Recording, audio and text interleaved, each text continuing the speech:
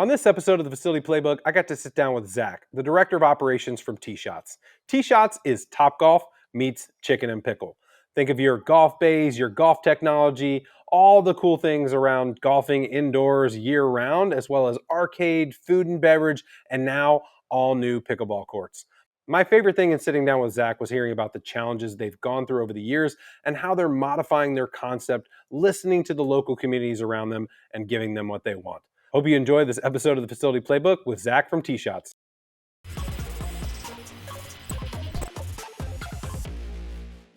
Do you own or manage a facility? Well, you are in the right place. Welcome to the Facility Playbook. I'm Luke Wade, founder and CEO of Facility Ally, and this podcast is about helping facility managers and owners learn from pioneers and veterans in the industry who have built and managed successful sports facilities, entertainment venues, and clubs. Did you know that most of the facilities I just mentioned use between 4 and 6 different softwares to manage their reservations, memberships, leagues, lessons, camps, clinics, and more? Learn more at facilityally.com and revolutionize your facility today. Speaking of facilities, we're at an amazing one today. I think it's a sports complex, it's an entertainment venue, it's a little bit of everything. I'm here with Zach Doerfler, Director of Operations at TShotz. Thanks for having us in today. Yeah, thanks. Welcome. Love having you. Give me a little bit of your background that led you to TShotz before you came in here? Yeah, so I came up in the hotel industry, loved hospitality and taking care of people.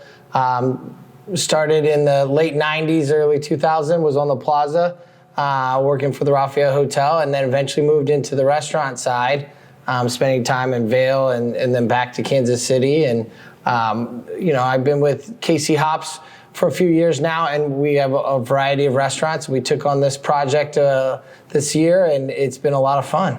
What's one of your favorite places you've ever worked or managed? Hotel, restaurant, doesn't matter.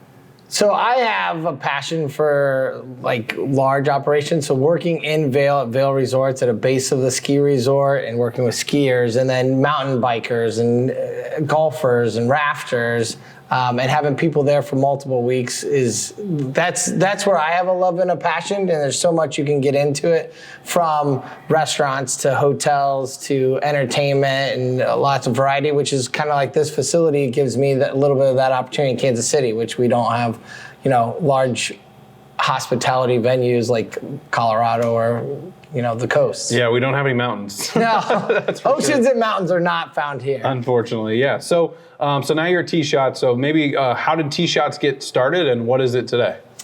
So TShotz was kind of a look at the landscape that was here. Metro North Mall had ended its kind of run, and they had a lot of open space, and what could they fill it with? And looking at kind of what was growing in popularity was entertainment facilities.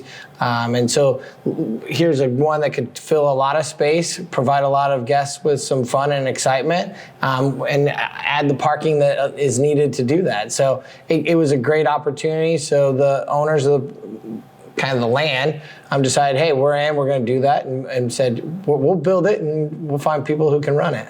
Cool. So what is TShotz, or how do we explain it, or marketing? What's the pitch of TShotz? So TShotz, I call it entertainment for all levels, but it is a golf-themed venue. We come out, we have lots of games. We put balls on a mat, we hit them with some sticks, put them out into the range, and you get points.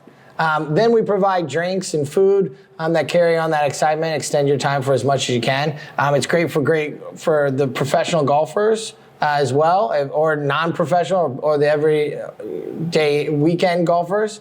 They can go out and practice no matter the weather. We have heaters, we have fans, we can keep you cool, we can keep you warm, and you can try all that. And then it's families, bachelor parties, happy hours, everybody can have fun at those levels. And then we've added other entertainment options too. Sure. So for most people who see this for the first time, they're probably going to compare it to a Topgolf. And for those joining in, TShotz is actually about 25 minutes north of downtown, and Topgolf is about 30 minutes south of that. So when entering the market, Topgolf was already here. So maybe what are the thoughts around why TShotz came, even though most people would probably say, oh, there's already a Topgolf. How did TShotz kind of fit into the market? Yeah, I think Kansas City really is split by the river and I-70. So you get those who are the south side of Kansas City, and then you have North Kansas City. So kind of having that different sides of the river availability for people makes it an opportunity to have Topgolf and TShotz in the same city. So it really provides, now north of the river, one of the best entertainment venues that you have for Kansas City. So that was a great opportunity for us. And then being close to a highway, big open space, it's easy access for a lot of people to come. So it's a growing market that I think will just continue to be exciting in this area. Yeah, that's a great point, because most people who maybe live around Topgolf or in that area, they're not going to drive 45 minutes to come up here and play. Same with the people that live up here, right? They're probably not driving 45 minutes to go down there and play. So this kind of gives them that opportunity. Yeah, and you want to find places that you can get to easily, especially when you're trying to do events or those kinds of things. So it's a great event location as well for whether it's schools or churches or fundraisers, companies who want to do employee appreciation. We can take care of all of that and be in a close proximity so you're not taking away from those or having long bus rides. Provides a lot of entertainment value. Yeah, and that's one of the things I say when I run Casey Crew as well, and as one of my other businesses, is we always say that the competitive players, they're going to drive far. The competitive players are going to drive distances because they want to play in that competition, and we have some of that here. But your social players, which is probably who you're after, the people who want to play socially, team building, birthday parties, churches, like you mentioned, they want something near and close to their house or nearby where they work, and so having that opportunity again here allows them to get something fun and not have to worry about driving 45 minutes for the other option. Oh, absolutely. Ease and comfort is a big driver for anybody. So when you can have close proximity and then, the coloring, the available, clubs and not having to do anything, it makes it very comfortable for anybody to play, whether you're 4 years old or you're 75-year-old or in between. So we love to see that entertainment, and ease proximity for especially that Northland is huge. Sure. So tell me a little bit about the technology, because it is different. You guys have some really cool stuff here. So maybe talk a little about the golf technology. Yeah, so we use a couple different technologies. We actually work with the TrackMan technology to do all of our range yardage and tracking. Similar technology you see watching PGA on TV. It will watch the ball flight go all the way through and track that for you. And that's available as an app to our members and guests here as well. You can download that app, track your balls, maintain your range and everything if you're working on your own stroke. So it's kind of a great advantage that's available to that. And then it provides it into all of our games. So then you can see it play out on anything. Another piece to that is it allows for us to use a lot of courses as well. So we can use the technology and use simulation to play actual courses from around the country, and you're getting great tracking with that TrackMan device into the system with True Golf as another partner. So multiple technology pieces to make it come alive. That's awesome. I think that's my favorite part, is like being able to actually play 9, 18 holes at a course you maybe never have the chance to go play at, Right. But it's up there on the screen. You're hitting off the same mat. You're kind of hitting the same shot, but it's telling you how far you need to go. It's telling you all that stuff, so you're kind of changing your clubs up. Is that right? Absolutely. So you're going to do all of that, and the bunkers come into play. So you have to determine, okay, do I need to draw it? Do I need a little fade? So you can get those true golfers out here playing with the same things without having, you don't even have to get in your cart to go get your ball. You just go line up your next shot, which is a fantastic run. Yep, cool. So what are some of the biggest challenges you've faced running this facility so far? So TShotz has opened up a whole different level of opportunity for us in the entertainment industry. We have to deal with nets. We have to deal with clubs and balls that transition. High winds become a different level. So a little microburst that Kansas City is known for can impact what we have going. Turf and the range has to be maintained and repaired, and we're working to make sure we keep those upgrades and get those things transitioned. So we've done a lot in the last 4, 5, 6 months to bring back a lot of the glory that this original property was. That's all. Yeah, and that's definitely a lot different than just a restaurant, right? None of those things really exist. Right. Changing a food menu versus updating kind of the facility is a whole different world. Sure. So obviously food and beverage is a big part of this concept. So how do you make that a priority and a great experience for your guests? So yeah, it's an added value to what entertainment and anything goes on. So how do we extend somebody's stay? How do we add to the fun and enjoyment that they have? We look to partner with, our beverage suppliers. We work on menus that are shareable and exciting so multiple people can be playing the game, eating, and still having an enjoyable experience. You're not sitting down having a full meal when you're playing out on the bay lines and with the course. So you need to have lots of shareables, little one-bite options, and coming up with different things that you can enjoy. So we've worked with desserts that are shareable and dipping. We work with a lot of appetizers that are, toasted raviolis, little bites, lots of sliders, different varieties, so you can enjoy, have a couple bites, go take your swings, come back and still enjoy that. And the same goes with cocktails. How do you get kind of those enjoyment sides for all the cocktails? Make it exciting with bombs and different flavor profiles. And, we can theme it, at times as well. So that'll be exciting moving forward. Sure. So what are some of the changes that you've made, and when as TShotz has transitioned into KC Hops, what are some of the changes you've seen that you kind of are focusing on to try and drive a better experience for TShotz?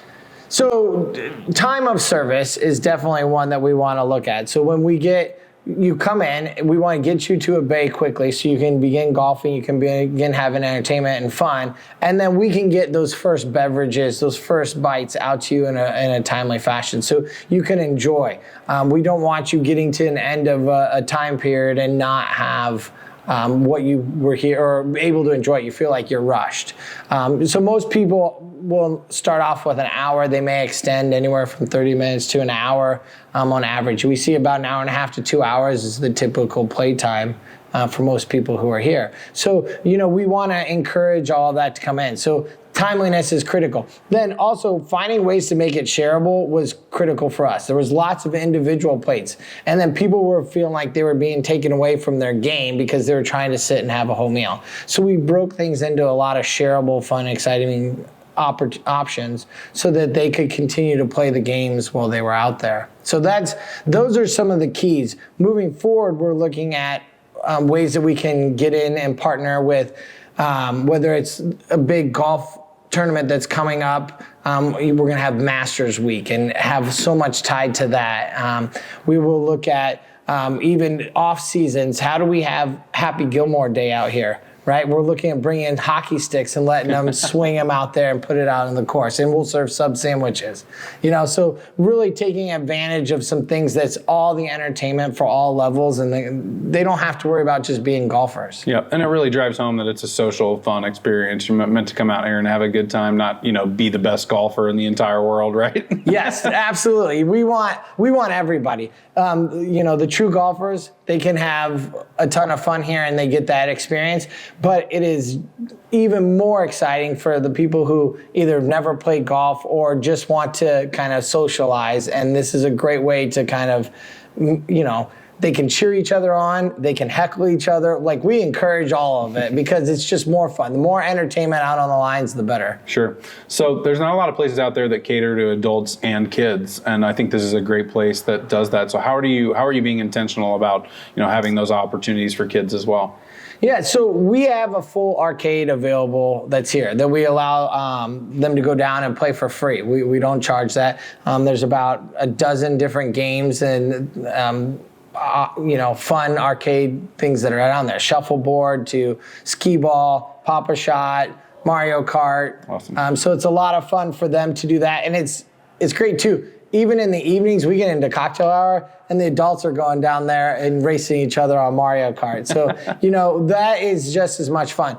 We're also adding games to the TShotz brand that will be fun for all families and everybody as well. We have one that will be coming on this month called Demolition, where it's kind of like a bunch of miniature golf course, like windmills and, the lumberjack. And they're going to be out on the course, and if you hit them, they're going to explode. Mm-hmm. So it makes it kind of exciting for them to kind of do some of those kinds of things. We're also bringing on a battleship type game called Sea Battle, where they're going to be firing on you, and you got to go take them out by hitting golf balls at those battleships to make sure that you can sink them before they sink you. That's awesome. So some challenge games besides just having golf or target-oriented fun. So that brings in all sides. And that also will help the kids probably have a little bit more fun golfing when they're not as good yet. They're just hitting at targets and they're exploding and they're interacting with them, probably gets them more into the game of golf too. Oh, absolutely. Anything that gets them swinging, I think gives them those options. And then we're partnering with some of the local high school golf teams to come in and run our summer camps and things next year. So over spring break, over next summer, we will be having the local golf teams from the Northland here working with kids to help them. And then it's a great fun way for them to grow in a sport as well as have fun. That's really cool. And so I'm assuming you do kids' birthday parties as well here. Big thing here is kids' birthday parties. So we've built packages that are very simple. You come in, it's about $20 a kid, $25 a kid. They're getting golf, they're getting food, they're getting cupcakes. You can sit back and watch them have a lot of fun. And then they can play all these games, and we'll balance it based off of lots of different budgets, what kind of age groups they are. So, we can tier it for, those younger 8, 9, 10-year-olds. We'll have food that's according to them, and then we'll build it up even to the middle school, high school, teenage who, some of the football players even who come in here, we got to be able to produce enough food for them, and we set those packages up accordingly. That's awesome. So what's one of the ways that you've been able to drive and keep your bays full now, currently? So we've brought on a full sales team that are just actively going out and meeting the community, working with the schools, local businesses, the churches, fundraising groups, even the sports complexes, just to say, hey, here we are, we're here for you, and how do we partner? And we want to keep bringing as many groups as we possibly can in. We're bringing in a fundraiser for whether it's a local sports team or a large organization and break it down so each individual can pay a flat rate, come in and proceeds go right back to that organization. Or we can set it up where families come in, they buy the bay, and we're giving portions directly back. So great opportunities for all those. But that sales team is really working directly with the local community just to partner as much as possible. And provide their clientele, their employee base, their students, their families, a place to go, and we can support them just the same. That's awesome. And you speaking to the community, I know you've had to work a lot with the community being here with some of the issues and things like that. So what would you recommend for any facilities out there that maybe are building in the middle of a suburb or have a lot of neighbors? What's the best way to essentially work with your community? Yeah, you need to be a partner. We feel like we're part of the neighborhood as much as they're part of us. And so we can't assume that whatever we do that they're going to like. That we have to kind of partner with them. So we'll have, some meetings with them, just say, hey, here's what we're thinking about. Are you comfortable? We'll get their feedback. I invite them in to have dinner, come play golf. We want to do those kinds of things. We'll provide them with just being a partner discount just so that they can come and support us.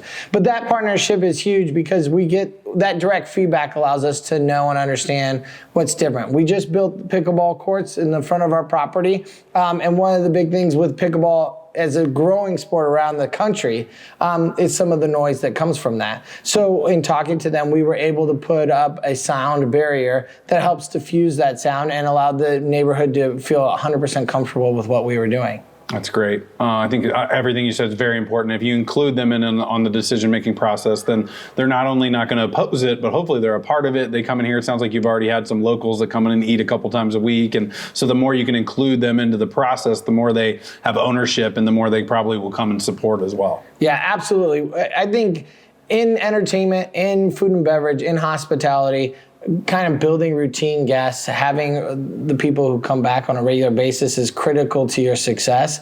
And the best place to find that is right in your backyard. So partnering with those families, neighborhoods, businesses is a big part of being successful, hopefully. That's great. So you mentioned the pickleball courts. So we got 4 brand new pickleball courts just got added. Can you talk me through the thought process around that? Yeah, growing sport, growing activity, growing fun, entertainment value. We had still plenty of space being out here in the Metro North Mall area to say we can expand. We can be a full entertainment venue.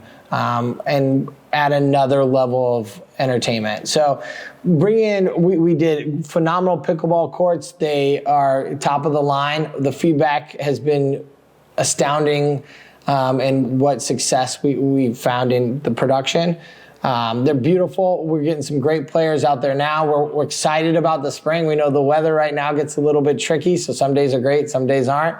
But they're beautiful courts. People love playing on them, and I think it's just we're going to be building out an entire area of outdoor entertainment when we come into the spring, so you can be not only participating on the courts but enjoying food, beverage right out there and having a good time, whether you're playing or not. That's cool. So, in adding the courts, has there been any difficulties essentially delivering the food or the drinks, or is that why the expansion is in process? Or maybe talk about some of the challenges that the courts have brought up that you maybe weren't aware of. Yeah, anytime you extend your footprint for service provides a challenge. So we have to learn kind of what the timeline of pickleball is versus the timeline of golf.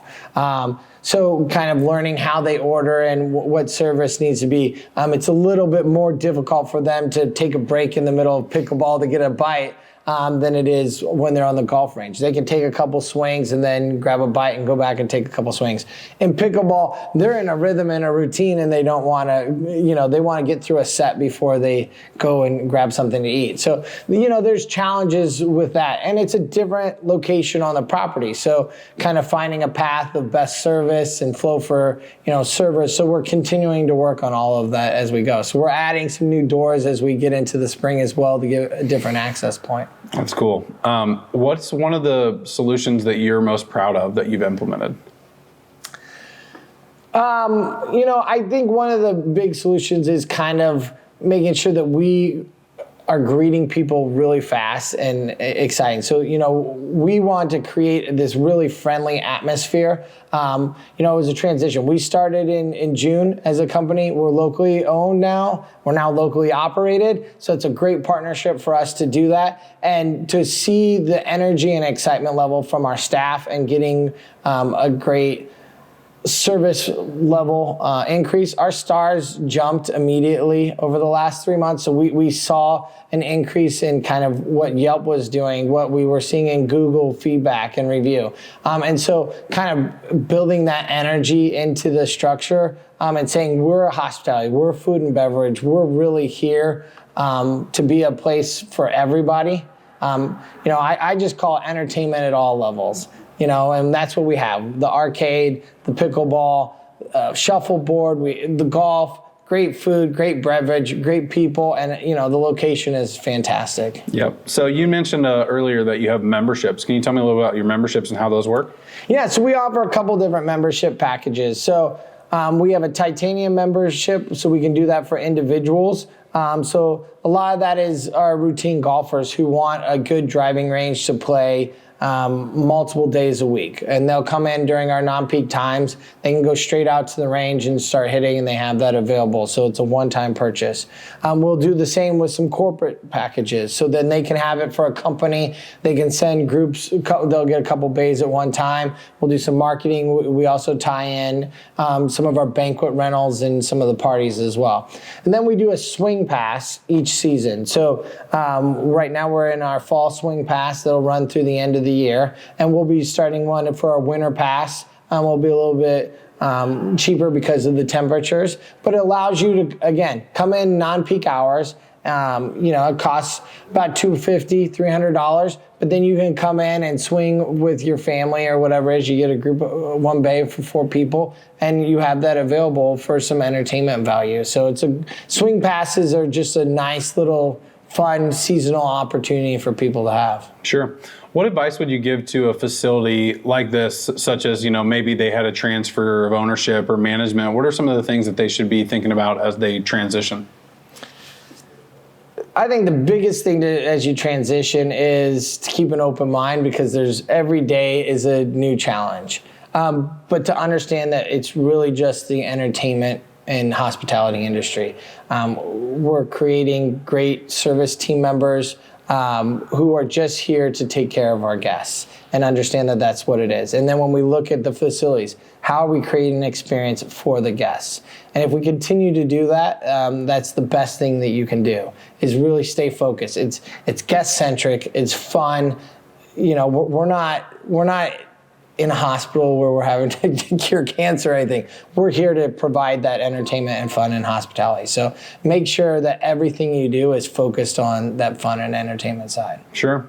I totally agree. And the entertainment is it's hard sometimes as you're providing that service, right? And you think about keeping people happy, and it's really challenging when you think through all the different things that go into the food, the drink, the greeting them at the door, getting their food quickly to them, making sure they just have the greatest experience ever. Could be a little daunting to some people, especially your individual server. So do you have any tips or tricks on like managing a team and keeping your team's morale high? Yeah, so I'm a firm believer in that training process. So I broke it down from the day one I walked on the property. I said, what is the steps of service from the guests hitting our front door till the end when they leave our front door? And so as we look at each moment that we have an impact in that level of service and saying, what do we need to do to make sure it's a fun and exciting thing? Because you're absolutely right. It comes from who greets it, to how does the doors work, to what do the bay lines look like as you walk? How are our clubs and what condition are they? The people who are cleaning the facility, what do they look like as they walk around? How's the kitchen working? Are we in a timely function and flow? Is the menu matching up to match what you want? Are we greeting appropriately? Here we actually even have to think about safety standards, right? So I took an approach even there and said, okay, who does safety speeches and talks well? And I was on an airplane and heard their speech, and it was like, you know what? You don't pay attention as much to that speech, but it is critical that it's done every time for that safety. So we have to do that because, at some levels you could be 40 feet up in the air here in one of our bays, and one person on the hitting mat, everybody else has to stay behind the red line, and we have to provide that safety speech. And getting the service team to provide that with their own personalities, as long as they're touching all the points, was a huge successful piece for us to try and attempt. So kind of working through everything that goes in and saying, okay, here's the start of our steps to here's the last step, and making sure that we are focused in great service and great guest experience is going to be critical. Yeah, no, I totally agree. And that's in our Casey Crew leagues, it's, the same players come every single week to play in our different leagues, right? And it's typically the same staff member working, but sometimes there's a sub or there's a new person or somebody who missed the week before. And when you show up, if you don't know what's going on, you're going to have questions. And if nobody answers those, it's going to tend to be a bad experience. So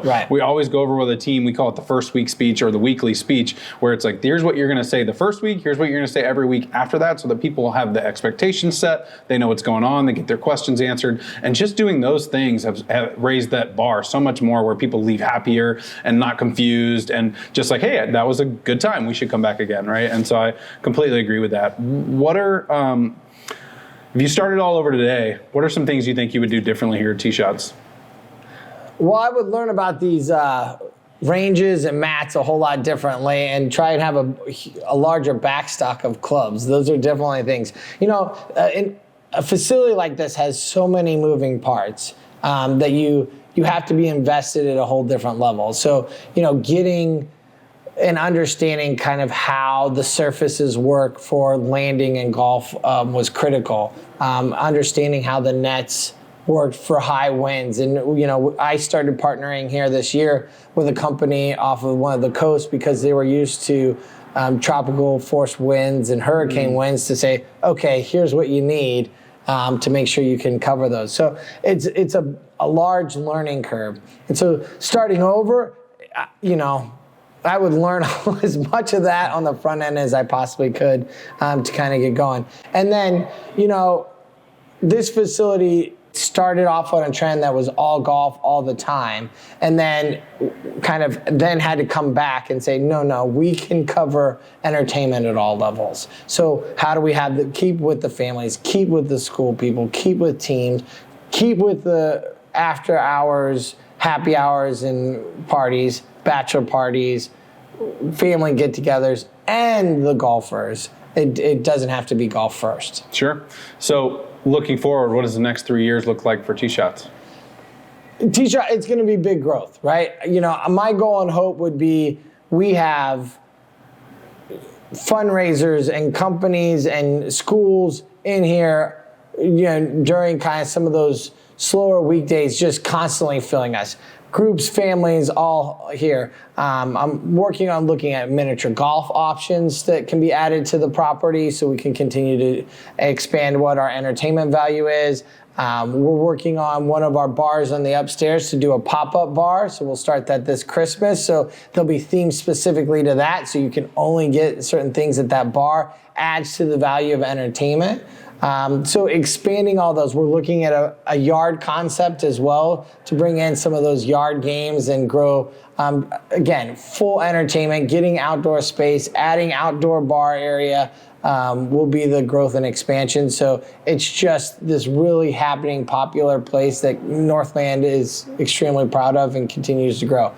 From there, we've already been contacted by other cities who say, hey, is this feasible and possible? We're developing.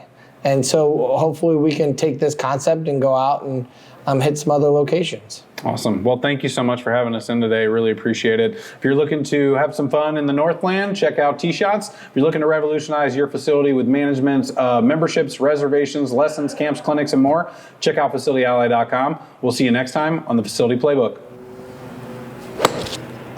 See you next time on the Facility Playbook.